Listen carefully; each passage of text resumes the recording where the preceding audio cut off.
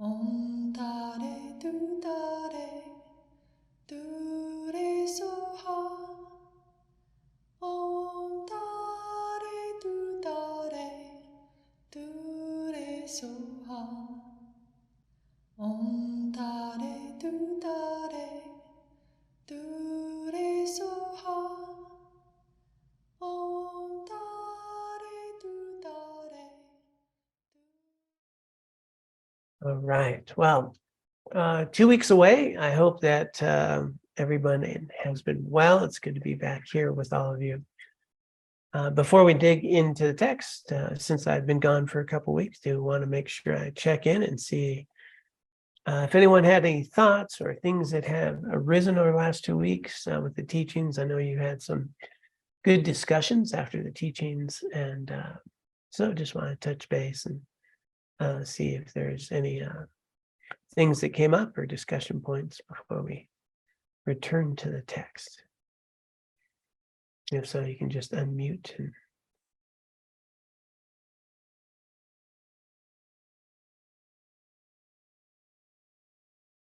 Okay, apparently everybody has it nailed. Awesome. So we'll get right to it then. Yeah, pop up the section of the text we're at. And in case someone is new, we've been going through approaching the Buddhist path, and that's a commentary on the stages of the path to enlightenment, the complete path to enlightenment by Lama Tsongkhapa. And this was a real precious teaching where His Holiness, the 14th Dalai Lama, and two children went ahead and spent years bringing a commentary to a Western mind. So cutting through some of the sort of confusions and seeing how we can make this teaching really applicable to the world that we've been born into. So really, really valuable. And we're near the end of this first volume. Last week we covered roles of prayer and so forth in practice. And here we're at a section called Study, Reflection, and Meditation, often called the Three Wisdoms. The sutras speak of the threefold practice of study, critical reflection, and meditation, and the understanding or wisdom that is developed by each one. Individually and together, these three enable us to practice skillfully, avoid pitfalls and detours, and gain liberating realizations.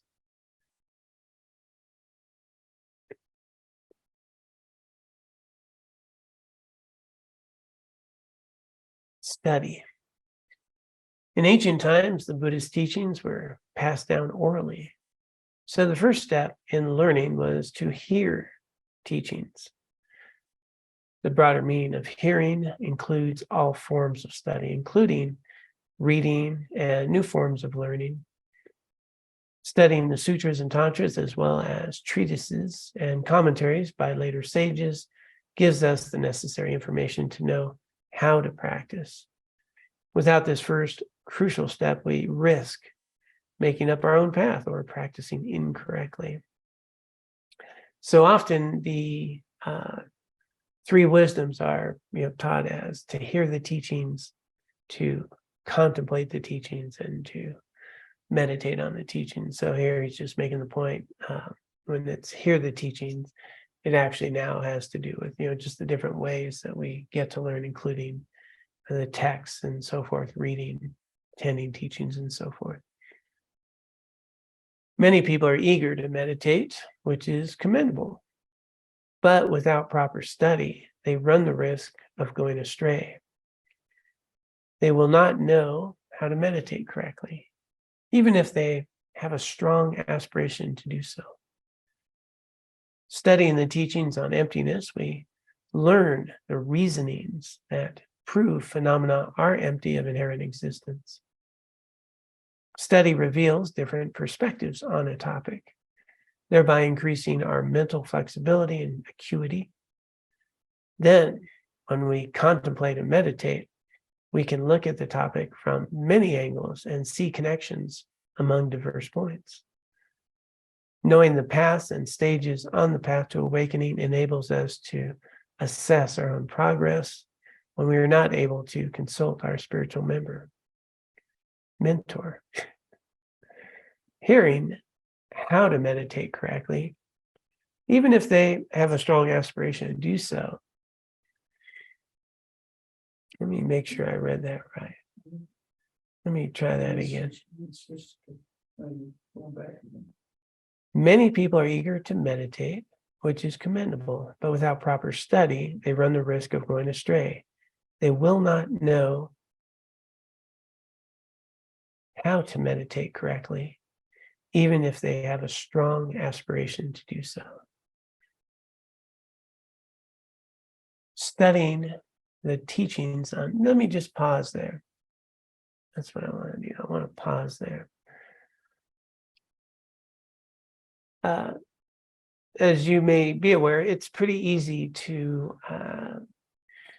receive lots of guided meditations, lots of modern teachings on meditations. We actually have a lot of meditations where we don't have particularly any guidance. There's even, I know when I was in the recovery community, they would say there's no wrong way to meditate.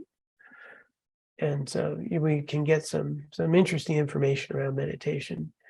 And, some people recall sort of just doing a morning reflection as meditation. And so there's lots of genres here when we talk about meditation. And what's being pointed out here, without proper guidance, we might do something that we think of as meditation when it might just be relaxation.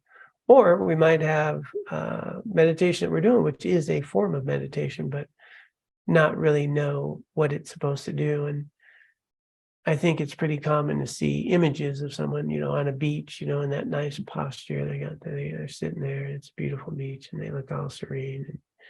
And then, I want to do that. And then they sit and then their mind is not all serene. And so the methods of how to meditate with proper guidance, just going to be critical. And so even when we're talking about hearing a teaching, it's not just teachings on wisdom, but also the teachings and instructions on the practice of meditation. And I think that one of the big struggles for people with meditation is they don't have a proper instruction. They don't understand a specific meditation practice and what it's supposed to do. And all authentic meditation practices are designed to address a very specific mental affliction. So if I don't know any of that, and I go to a meditation workshop or something, I might even get some good instructions on a specific practice, but I may not know exactly what it's addressing in terms of how it's obscuring me from the path and where it fits into the path. So as His Holiness is pointing out, it's very commendable to want to meditate and to want to be serene. And it's totally okay to learn to meditate in a way that just gives you some peace and ease. You're not a Buddhist, you just got a lot of stress in your life. And a lot of people are learning meditation techniques just to reduce anxiety and so forth. And those things can be very valuable as well. And so there are lots of things that are beneficial and ways to meditate that are helpful. What His Holiness is pointing out here in the terms of the context of the path to liberation is to receive the good context and breadth of teaching and where different meditations fit into removing those obscurations that prevent us from liberation, and the various forms and how to utilize them. So there's really quite a bit there in just a couple sentences. I'll bring it back up.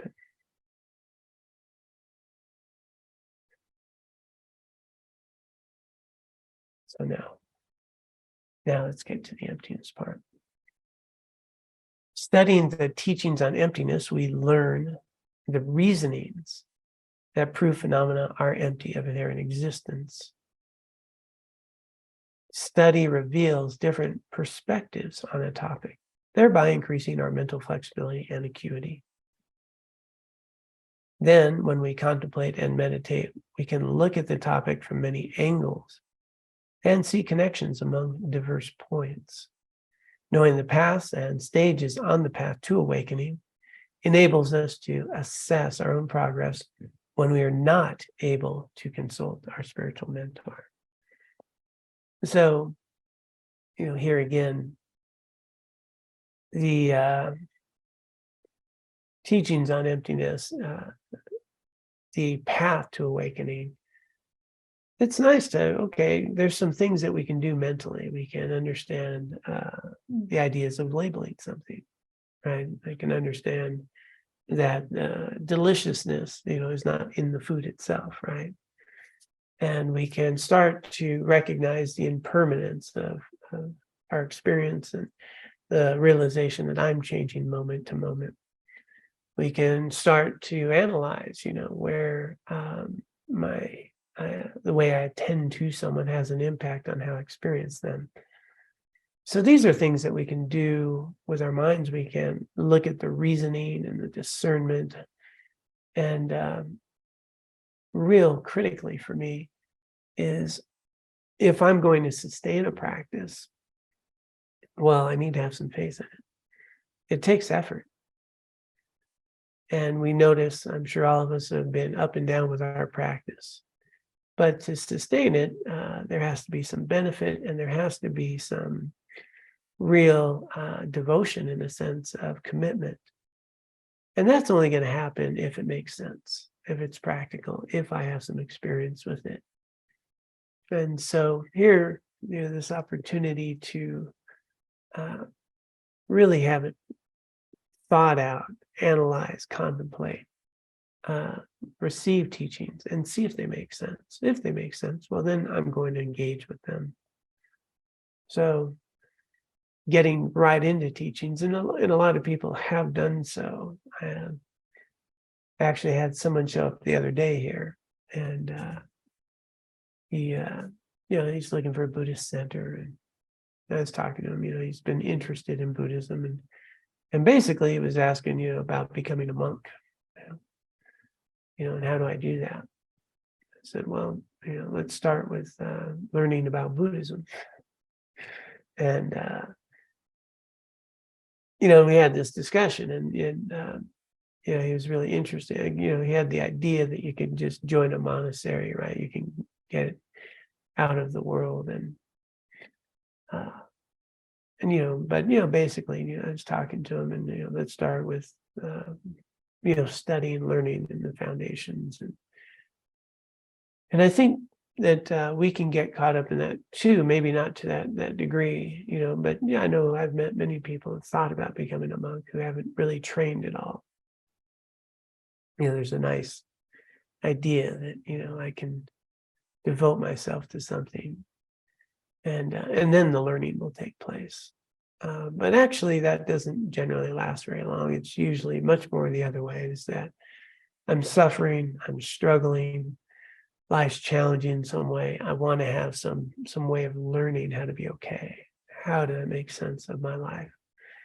And that's when people show up to Buddhist teachings, and that's where we start to apply some of these antidotes to the afflictions, and we start to see that they work. And but without the framework, the map, it's going to be hard to sustain it. Otherwise, we get caught up into the habit of cultivating short-term states, right? Feeling good. This is, just did the retreat. This is great. And then 2 weeks later, my habits are back, my afflictions are back, my frustrations are back, and I'm not engaged in a practice. And at some point, we might go to another retreat, or we might go to a different kind of teaching, or we might go do some other energy thing, or whatever we might do.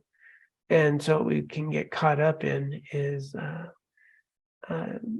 engaging in practices that are offering a temporary relief, but no long-term transformation.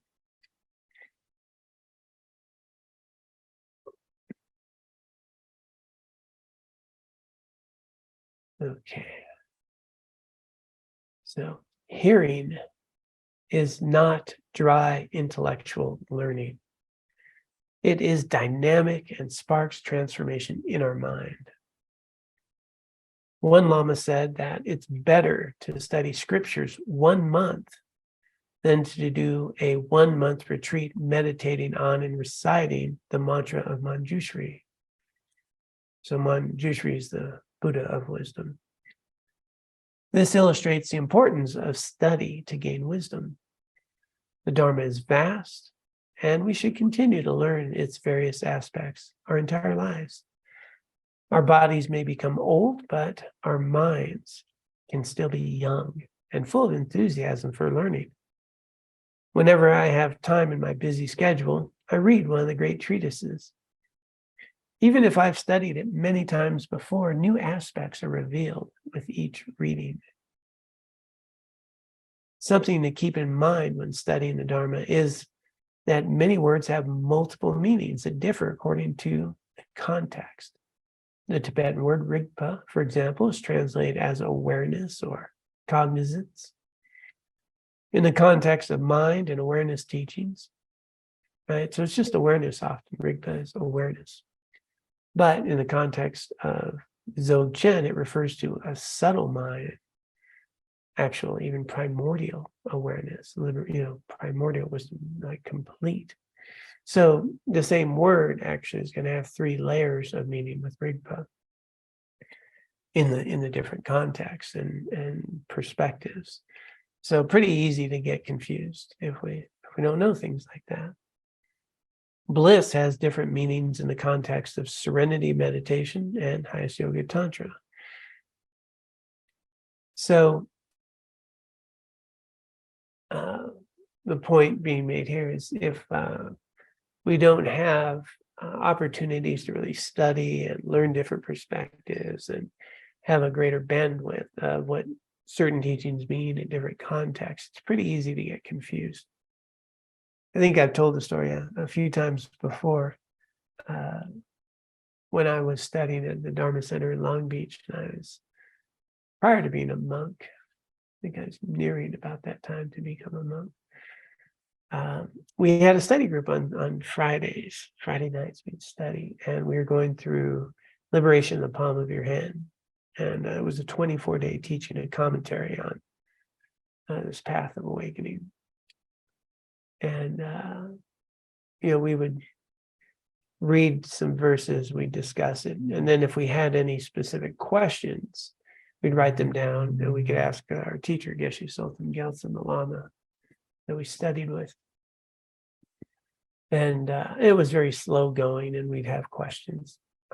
But one time we had a Geshe, this teacher, he was translating for one of the great lamas. He was visiting, and so he sat in on a session with us. So this is a highly trained Barampa Geshe. He actually wound up later becoming the abbot of the monastery, and so we go into one paragraph. He spent an hour breaking down the one paragraph of this text. And you just go, wow, like the layers of meaning within a sentence, within a paragraph by someone, with that capacity, just woke me up to the truth that these are words, but the words are trying to express layers of meaning. And these layers of meaning are more relevant in different ways, in different aspects of the path. And so without really this commentary, this context, this understanding, just reading a Buddhist text, as many of you may have gone through, you may have read a Buddhist text and really don't understand that much of it, right? Or, get some idea of it. But what's it mean on all these subtle points? And just on a side note, we would tend to write down these questions for our Lama Geshe Sultan Gyaltsen, and we'd ask, want to make an appointment to meet with him so he could clarify. But we never had to do that really much, because on Sunday when he'd come down to teach, he would basically answer all of our questions without us ever asking them. It was just, it's like he could just see our minds, He was upstairs on Friday nights, we're doing our thing. And Sunday mornings when he give a teaching, he'd start off and then, he'd wind up answering all of our questions. It was like, I don't know how they do that. It was pretty rare. Actually, I had to go up there and ask him anything. So now this is not to say that we need to study every text, or that we need to be a geshe, or that we need to go through the 15 years of, or 20 years of rigorous study that they do to become enlightened.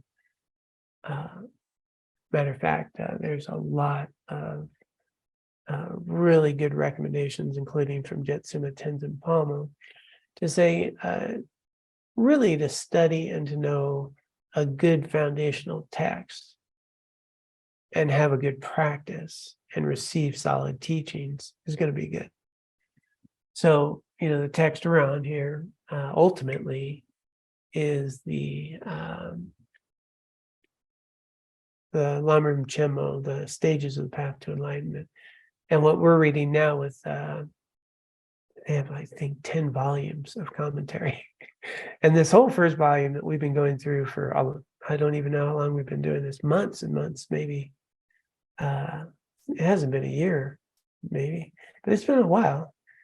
And this is preparing us, right? It's clarifying things, it's giving us good context, and it's giving us good foundational teachings.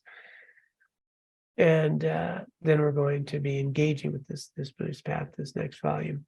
And all these volumes, are thick. And they're all commentary to explain this Lamrim teaching, which is, fully the stage of the path to enlightenment. That, in turn, is a commentary on Atisha's path, Lamp on the Path. That's a pretty small text. So originally, the text is Atisha's Lamp on the Path.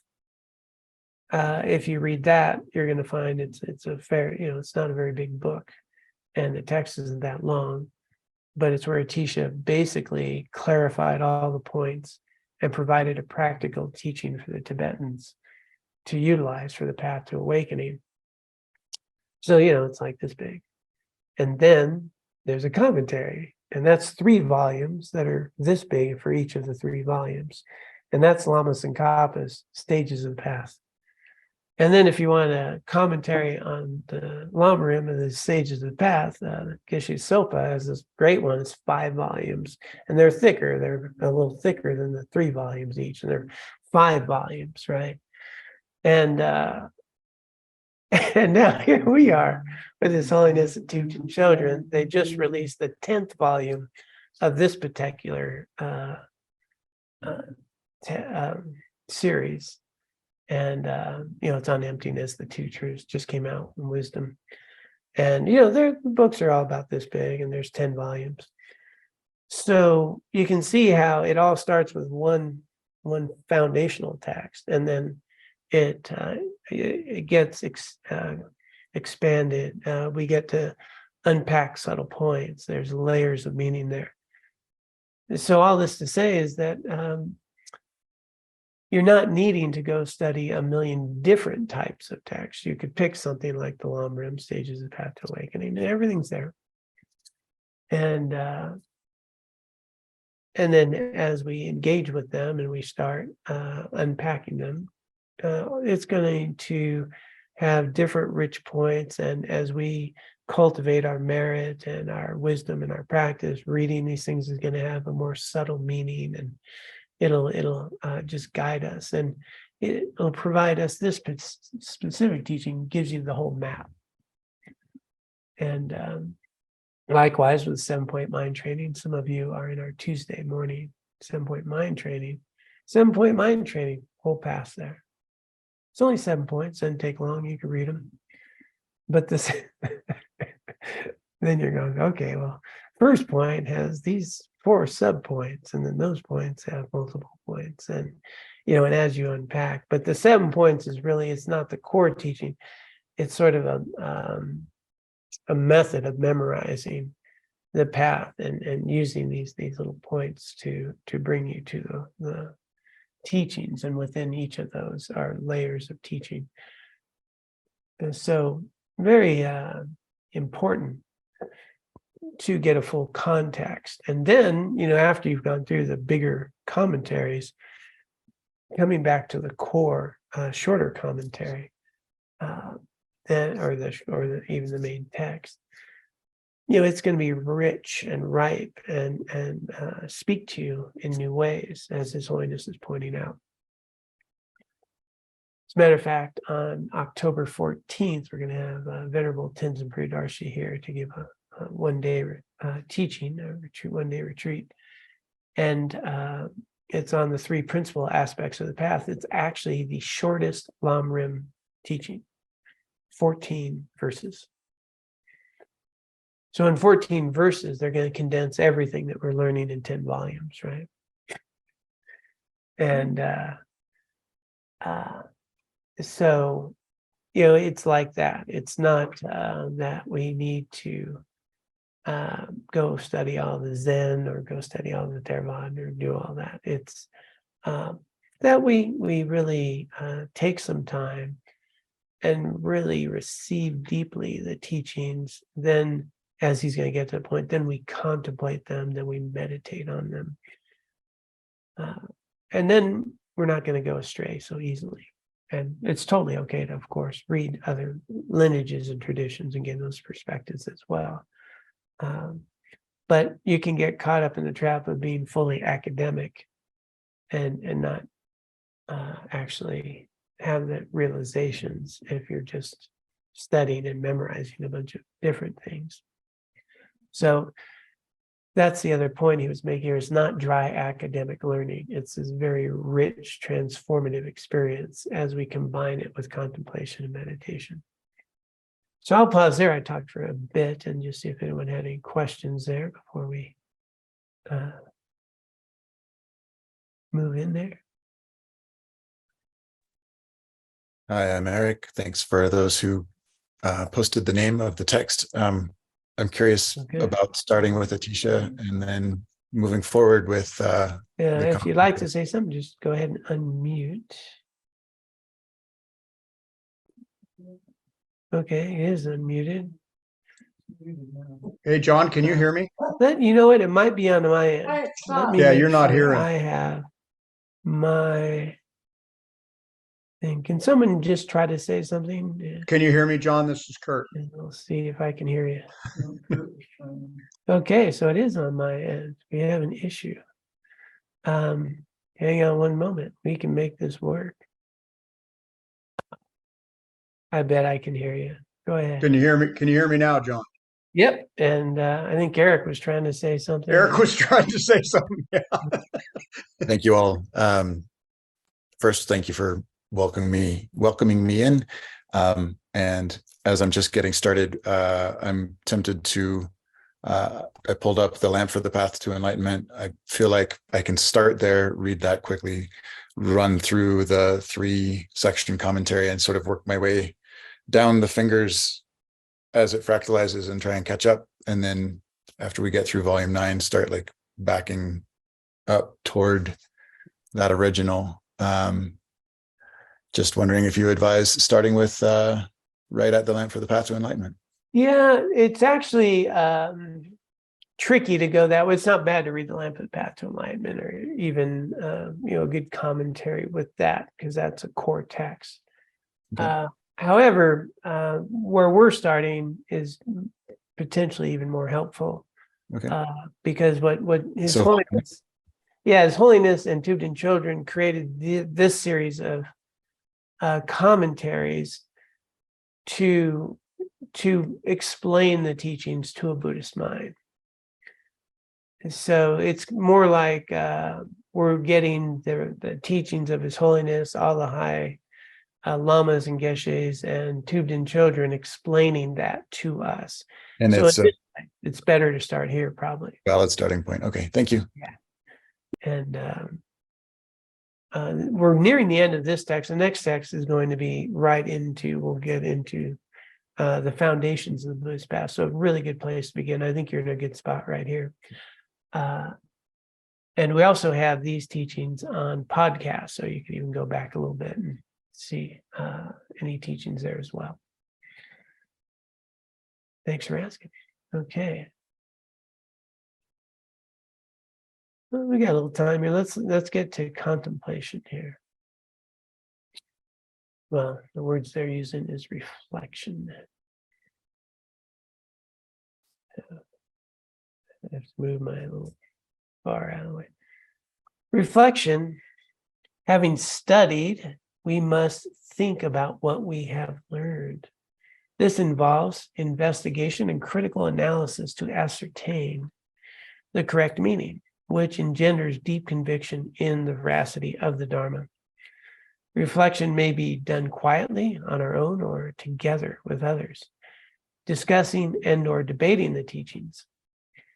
For this reason, Tibetan monastics engage in rigorous debates that are often entertaining as well as educational. Yeah, they get pretty fired up. Sometimes we believe that we understand a topic well, but discover we don't, because when someone asks us a question or challenges our assertion, we don't know how to respond. And so that's a real critical piece here is, just because we read something, is that true? No, that's not going to be the way to approach Dharma. Dharma is about truth, about understanding, and the way that we'll have any conviction is to attack it, debate it, challenge some of these thoughts. Does it hold up? And so this piece is so critical for realization is, like here we are, we'll read a teaching and then we'll go, okay, is that true? Am I my thoughts? Am I my feelings? Or am I experiencing it? We can check those. We can challenge them. We can discuss them. We can analyze them. And at the monastery, debate is something that takes place every day, very vigorous. And if we do that, then there's a deeper realization and conviction in teachings will be available to us. The Sutra, Unraveling the Thought, explains 4 principles that are useful to understand a phenomenon such as the mind from different perspectives.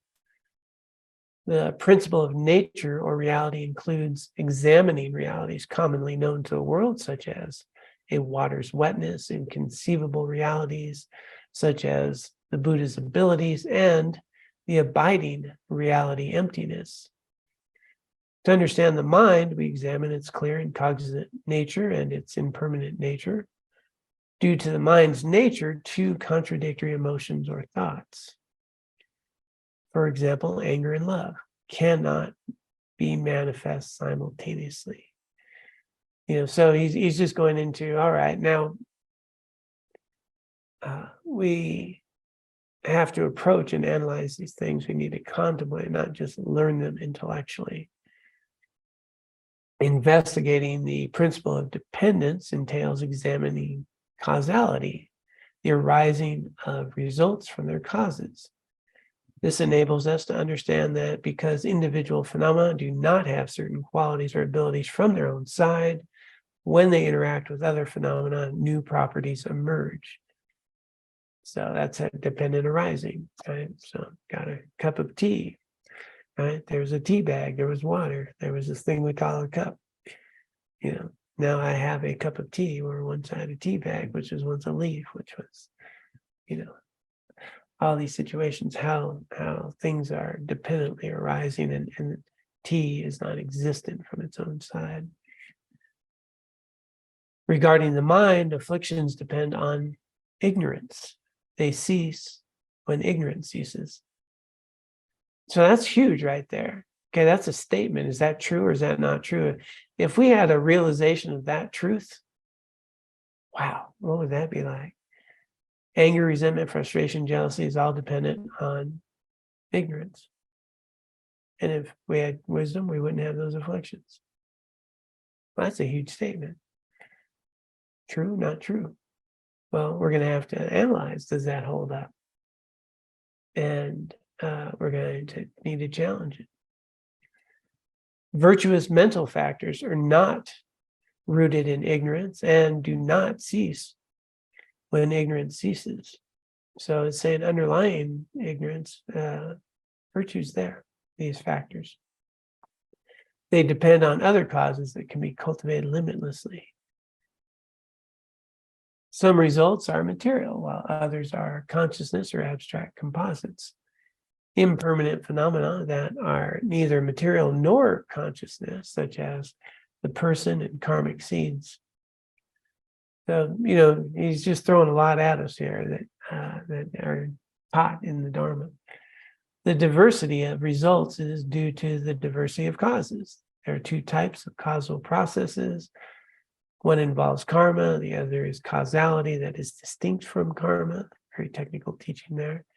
Karma causal processes involve sentient beings' experience of happiness and suffering and dependent on their limitation, on their intentions. Causal processes that are distinct from karma involve physical, chemical, and biological laws of nature. Okay, we're getting deep here. I want to give good discussion to these points. Didn't know he's going to go that deep that quick. We're just kind of cruising in the pool, and all of a sudden we're in the deep end.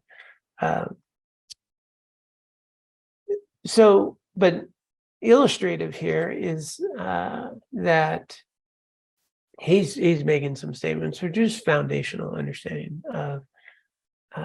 of reality, basically. And the Dharma is about understanding reality. The Dharma is about wisdom. It's about the ultimate nature of our experience and cutting through the misperceptions. When he's using ignorance, misperceptions, misunderstanding, the way we apply labels to appearances in ways that they don't actually exist. And just from what was being stated there's all these statements that A, we may not really have any understanding of, and or B, we may have some understanding, or C, we might have a misunderstanding.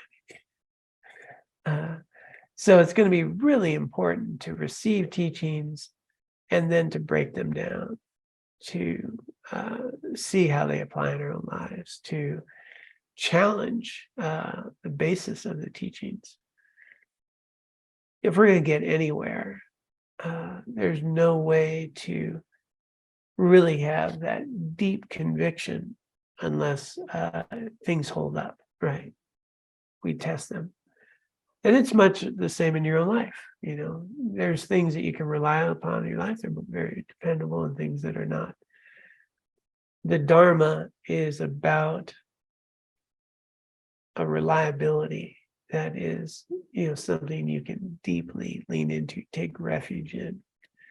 But that only takes place with a faith, and not a blind faith, not the Buddha said this, I read this here. It's, okay, here's the teachings. Let me try them out. Let me apply them. Let me see, can I get angry, frustrated, or resentful based on something that's actually true?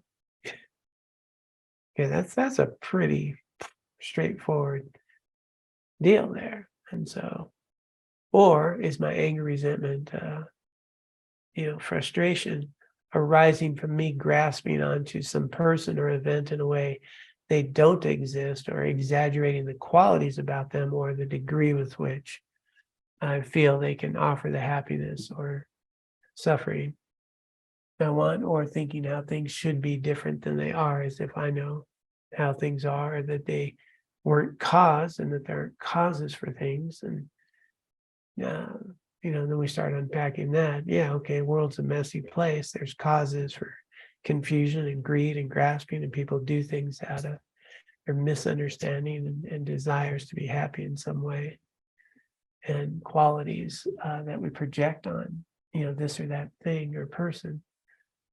As we unravel those things, you're going to find less grasping, less anger, less resentment. When we recognize we're all in a prison, and we're all imprisoned by conditioning and misperception, and we're all trying to be okay. And And somewhere out there, we really think that if this or that happens, I'm going to be happy. And yeah, you might be happy for 10 minutes, hour maybe, who knows? And then what? And so that's where we start to unravel. And it just starts with those four noble truths, right? And so that's always a good place to start. They're not a bad place to start. Four noble truths. It's the foundation of all Buddhism.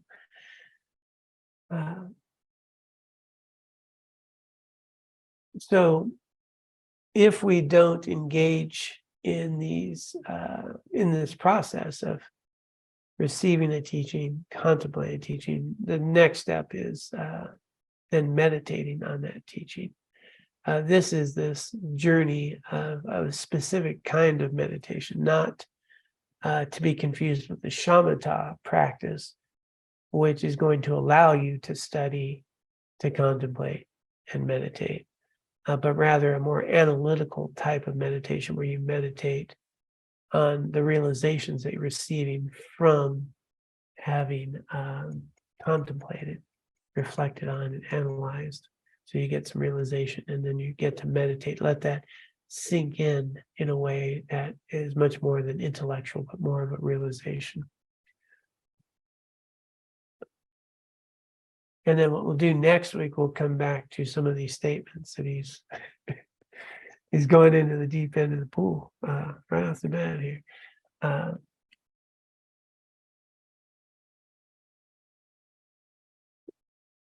Anyone have any comments, thoughts, curiosities, or insights you'd like to share? I have a question, John. All right. Would you say that failure to recognize the truth of impermanence is like the biggest of like the root misperception, the root misperception of the three misperceptions and of all suffering? I mean, The failure to recognize impermanence. truth of impermanence.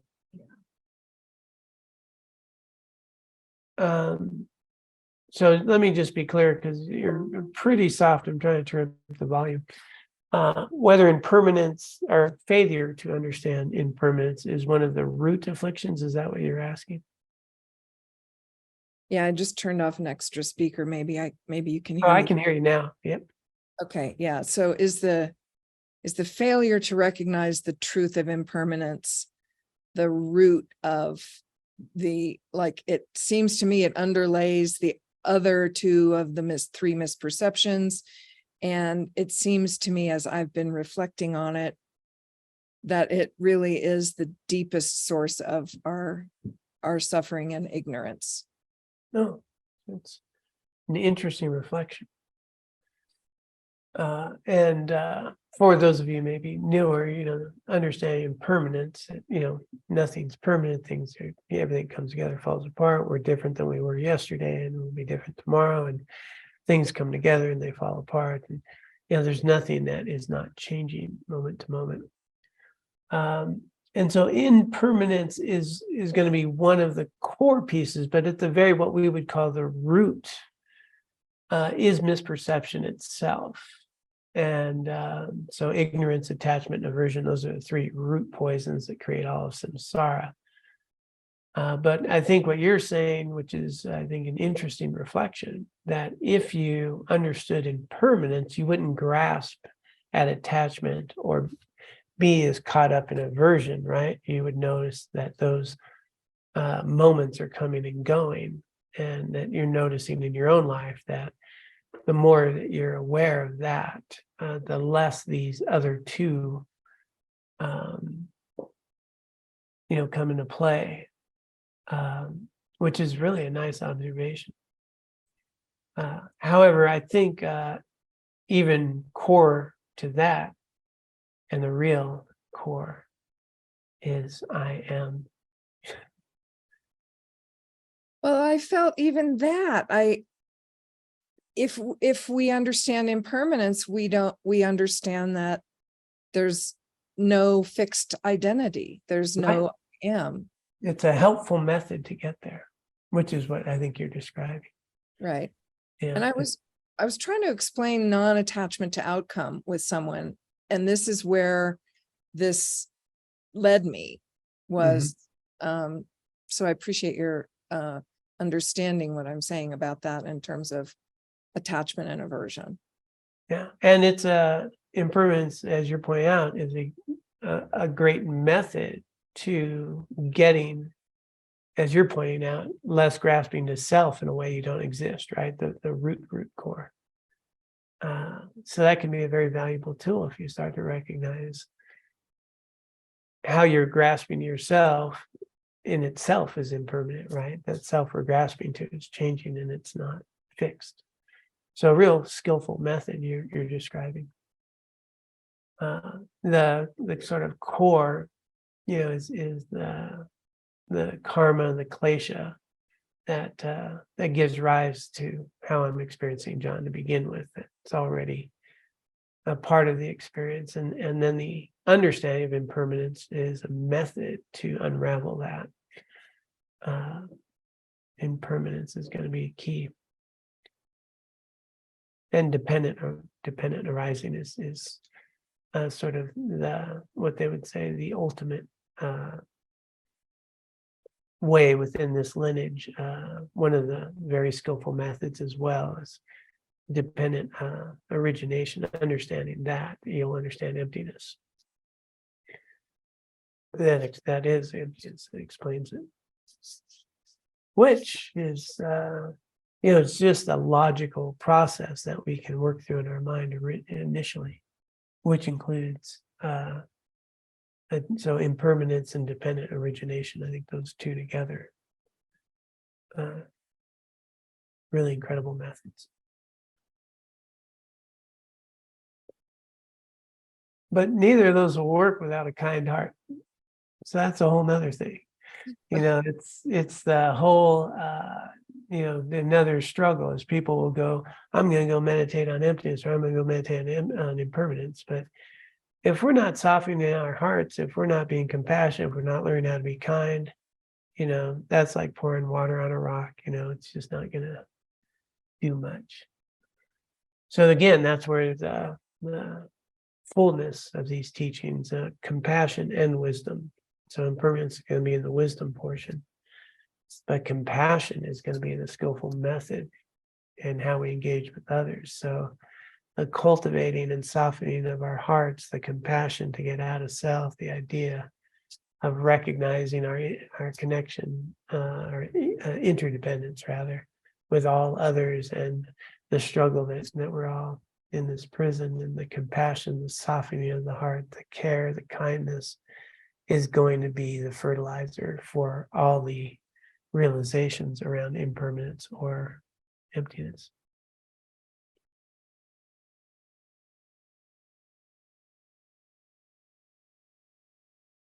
A lot of people miss that point. And it was pointed out, I think, a couple teachings earlier where, meditator can be, just dead on. And then went into town, this yogi went into town, and then somebody said something, and he got all angry and frustrated. And you go, well, that didn't work so well. So the heart opening practices really important. So even pouring water on a rock will wear down the rock eventually. Yeah, I mean, it's valuable to Takes longer. Yeah, it takes a lot longer. And it's good to include those. But if you apply the fertilizer of compassion, loving kindness, well, now seeds will grow, roots will flourish, go deep, awakenings happen. So yeah, that's the big deal there.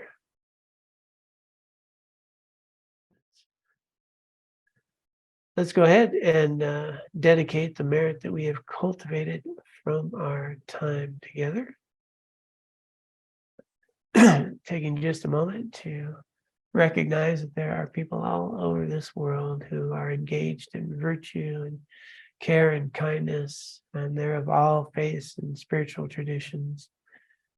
And let us collectively dedicate all of their efforts, along with ours and our time here today, for the benefit of all sentient beings, that they may be free of suffering, and that the merit and wisdom accumulated by ourselves and others can help us cultivate our hearts and minds in ways that are kind, compassionate, and wise, clearing away any obscurations that prevent us from attaining full awakening so we can be of ultimate benefit to all beings.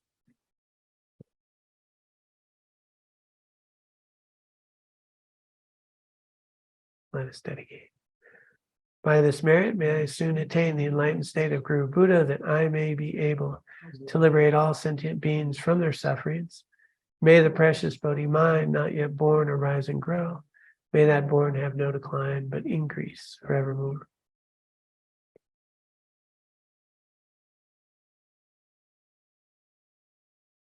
Om Tare Tu Tare Tu Re Soha. Om Tare Tu Tare Tu Re Soha.